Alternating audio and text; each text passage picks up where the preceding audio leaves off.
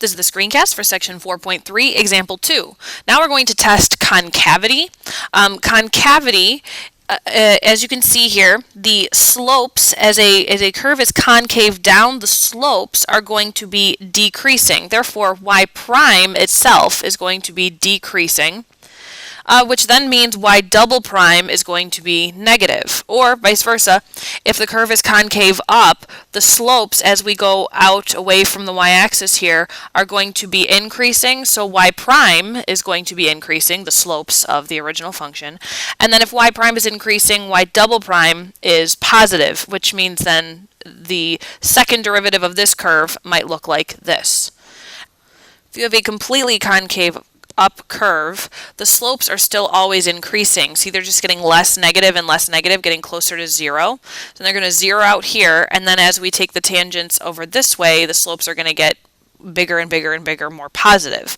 So the derivative might look linear, or at least always increasing, which means then the second derivative would be always positive.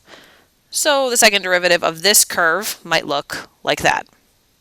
So example 2, part A, says use the concavity test to determine the concavity of the given functions on the given intervals. So yeah, I could graph this and, y equals x squared, and you would see that it was always concave up. I know that. You could graph its derivative, y equals 2x, and see that that's always increasing. So since the derivative would be increasing, we always know it's concave up. But we are told to use the concavity test. So I need to first find the second derivative. And now the second derivative is constant. It's always 2. So the original function is always concave up because the second derivative is greater than 0. Now part B, I'm going to follow the same strategy. I'm going to use the concavity test, find the second derivative. But this time, the second derivative isn't always positive or always negative. And the problem gives us an interval to try, so between 0 and 2 pi. So I know the zeros of opposite of sine of x are 0, pi, and 2 pi, but 0 and 2 pi are not included in the interval, so I'm really only looking at pi. So I draw a little number line that's representing the second derivative, and I plug in a number between 0 and pi, so say pi over 2.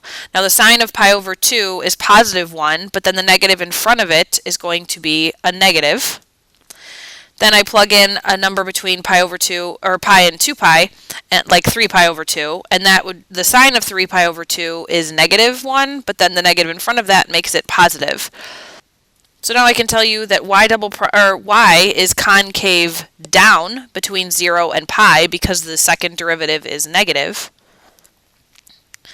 And y is going to be concave up between pi and 2 pi because the second derivative is positive. Then now try problem number 7, asks us to use the concavity test to determine the intervals on which the graph of the function is concave up and concave down. So this is a polynomial. I'm going to take the first derivative and then find the second derivative. And now I find the zeros of the second derivative to find the critical values to test in between those intervals. And I get that x equals negative 7/4 is a 0. So I'm going to draw my number line for the second derivative and put down negative 7/4 as a critical value. I'm going to test a number to the left of negative 7/4, so like negative 1,000,000 in y double prime would result in a negative number. And then any positive number, or any number to the right of negative 7/4, so like 0, would result in a positive number.